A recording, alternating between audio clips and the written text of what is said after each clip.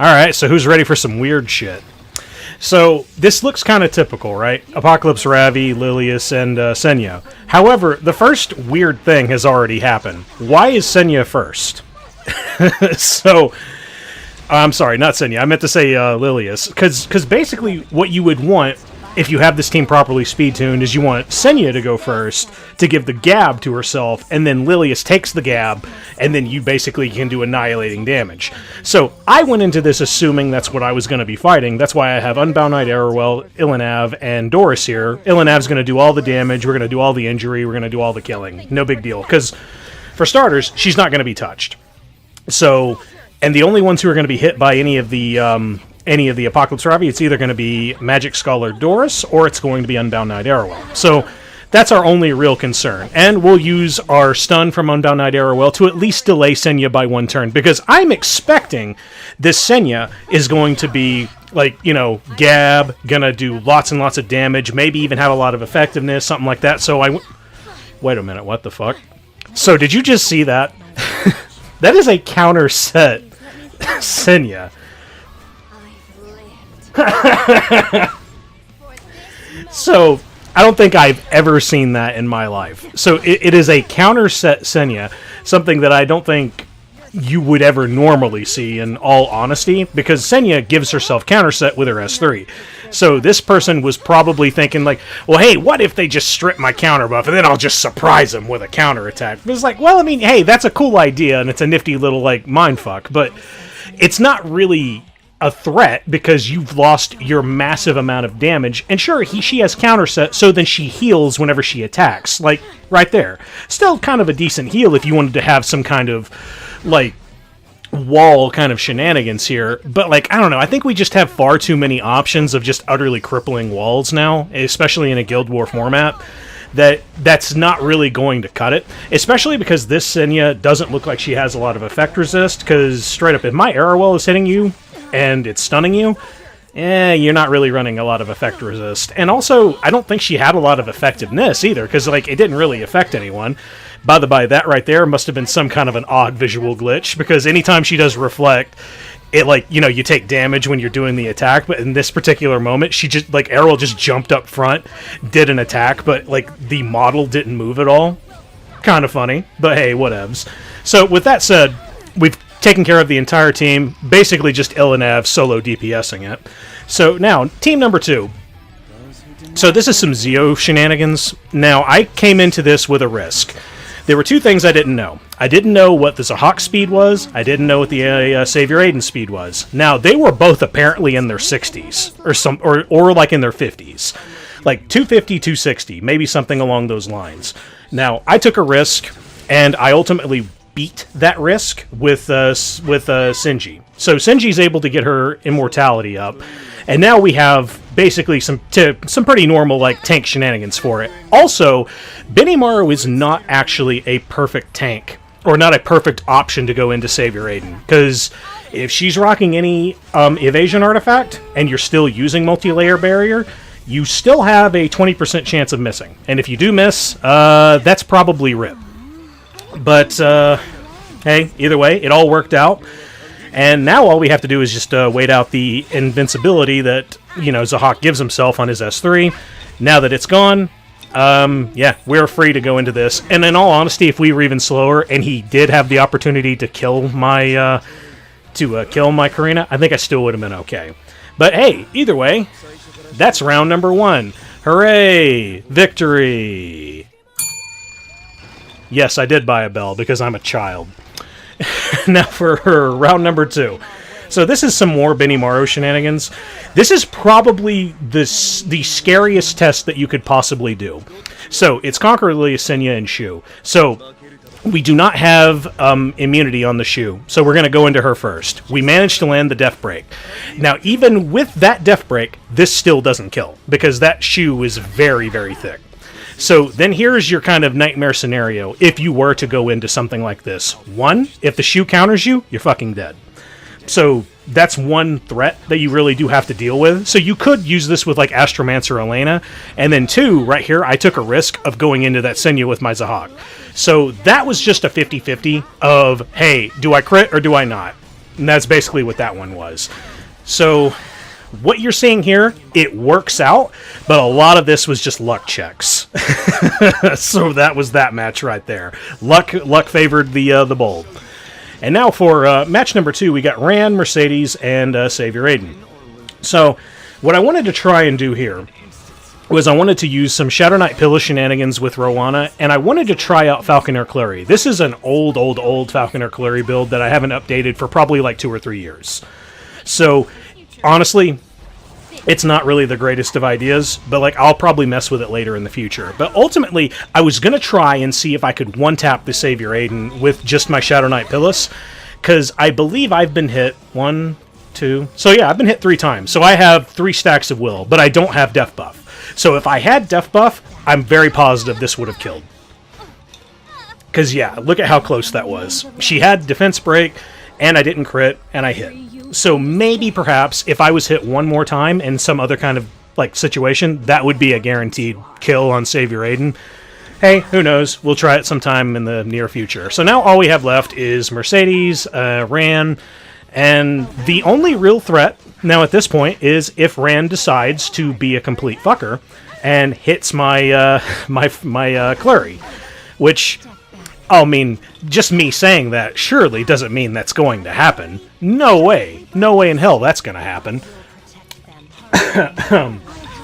Right? Right? It's going to happen, isn't it? And ring-a-ding-ding. It did. And not only did it hit, but both of the debuffs hit as well. So even with that, thankfully, we were not killed by the Mercedes. But hey, guess what? This isn't really actually a means of, oh, it's a failure state. It's just a matter of, if you're in an Iron Man situation, you kind of want to go into any of these fights without losing any units. And that's what I was trying to do. But hey, thankfully, everything really kind of worked out. Because when you're utilizing Death Break along with like Shadow Knight Pyllis' S3 and with Rocket Punch, you actually do a surprising amount of damage, especially to like squishy units. Because like, hey, check this out. Well, I'll be goddamned. Almost 14k on a squishy. That's pretty nice. And it was a non-crit. Now, this is some more Zeo shenanigans. So, I knew he's going to go into my Mediator Kawerik. He's the fastest unit. And quite frankly, I don't even care if he gets, like, pushed back. Because that's what Warhorn's for. And then we're also going into Winter. Winter's going to go into Yulha. So, I don't really care right now what's happening. And then Senya goes as well. So, that's 3 turns. Time for... yeah, time for Warhorn. So now we can go in, use S3 right here. This will also give buffs to Charlotte if you don't happen to have any buffs on her at all. So you can still do your AoEs. And my Yulha is just very, very thick. And she's able to tank this hit again. And this does not kill. Just does a lot of damage. So now we're at like, 4.5k or something like that. And I was going to bring Charlotte just to deal with the Senya. But like, hey, now that we actually have S3 available, we can just take her out of the game. So now, like, Charlotte's not really doing anything. She's just going to do, like, secondary DPS for, like, both Zeo and for Winter. And that's basically all you have to deal with. So, yeah, just don't use any more non-attack skills. And you don't really have any kind of risk of being killed by the Winter. So, hey, we're good to go. Because, basically, I think it's 2 more AoE attacks from Charlotte, and we win. Ain't that just sweet?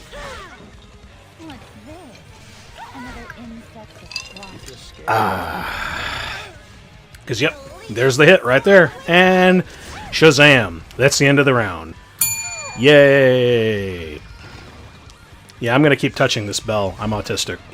So now we have Destina, Krau, and Spirit Eye Celine against ae-KARINA, Rimuru, and Apocalypse Ravi.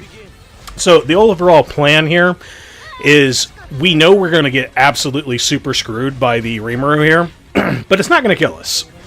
It may do a lot of damage, but it's not going to kill us. And even still, we do have a Holy Sacrifice if anything bad were to happen. And then, because our Spirit Eye Celine is somewhat fast, and we also have Destina in the wings, we can bring up Spirit Eye Celine, use the Immortality, and then, hey, guess who's still, like, the main target of damage? like, you do have a risk of, like, oh, what if Karina goes for your Spirit Eye Celine if you don't have, say, like, immortality? Well, yeah, that is a pretty viable, like, concern to have, but the good news is the lowest HP is Krau, so he's the target for ae-KARINA. And we're still rocking immortality. So even if, yeah, that doesn't do enough damage to really kill the Spirit Eye Celine. So now we're at low enough HP, we're just going to go ahead and delete that ae-KARINA from the field. So now, all we have left is Rimuru and Apocalypse Ravi. So as soon as we take care of Rimuru, and because we also have Destina just waiting in the wings who can revive Spirit Eye at any bad moment's notice, we pretty much already have the entire match in the bag. Especially because, like, the Rimuru really got his one hit in, and after that one hit, he does nothing else throughout the rest of the fight. Kind of a shame, because he even has crit resist up here, and he still gets crit both times, I believe, by Spirit Eye Celine. Yep, both hits. I don't care. Fuck Rimuru. But now all we have left is Apocalypse Ravi. Apocalypse Ravi is always going to go into Spirit Eye Celine. This is going to, you know, generate counterattacks. Any kind of hits into her, lowers the Proof of Valor, so she's just going to continuously take more and more damage. And I eventually do an actual mistake up here, but it's not like a detrimental mistake. I'll explain it whenever I get to it. So, yeah, we're ready as soon as we get to Krau's turn again, because we should be able to horse yet again. And here's the mistake. You don't need to soul burn. Now, soul burning horse is nice into other situations because you get an extra turn. So, like, hey, that's another turn of cooldown for the horse.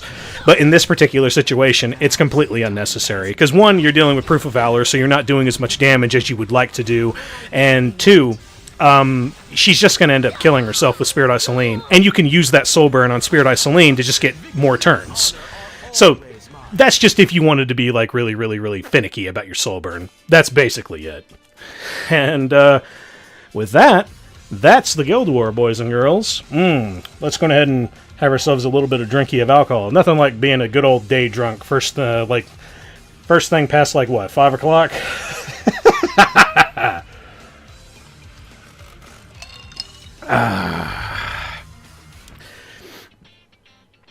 But with that being said, I hope everybody is having a wonderful, fantastic day. I don't really have much else to really talk about. I guess the only other thing I can really say is, yeah, I'm going to get a Guild War video out for Wednesday, and then I will also get something out for Thursday, because, you know, you guys know I do it. I do, like, a Guild War video on the day of, and then I'll do a commentary one the next day. Friday, probably not going to happen. The reason why is Friday, I have to get out of town. Like, I need to get out, and I need to go recharge my batteries. I got to go visit a friend, and I'm going to play Tears of the Kingdom all weekend, man. I'm going to go full degen and play that game. Oh, my God. Yo, Tears of the Kingdom is legit, like, probably one of the best-looking games I've seen in a long-ass time, which is really, really funny, because whenever I look at that game, and I looked at the trailers for it, I felt nothing. I felt absolutely nothing in terms of hype. I felt absolutely nothing in terms of, like, oh yeah, I know the game's gonna be good, but I don't really care. Like, that's kind of how I felt about the new Zelda game coming out. But after I just saw people playing with it and just doing random things, no, I'm not talking about the degenerate shit where people were, like, putting big giant dicks on robots and stuff, but I was actually more just talking about the actual creativity and freedom that you had to solve about any puzzle with all of the new mechanics that you have available to you. It is an actual, like, 300 to 400 IQ, like, big brain fun shit. And it's like, wow, this actually looks amazing. And then, like, all of the crazy-ass glitches that people have already found, 3 days in, where you can, like, pretty much just dupe all your inventory and all that shit. Wow, this gets rid of a lot of that dumb shit from the first game. But either way, that's pretty much what I have planned for the weekend. What about y'all? What are you got planned for the weekend? I know it's only the first day of the week, but hey, gotta go ahead and make the plans early. So hey, if you like this video, go ahead and leave a like, and if you want to see more of my stuff, please hit subscribe. It does wonders for my mental health. Have a good one, y'all. Later.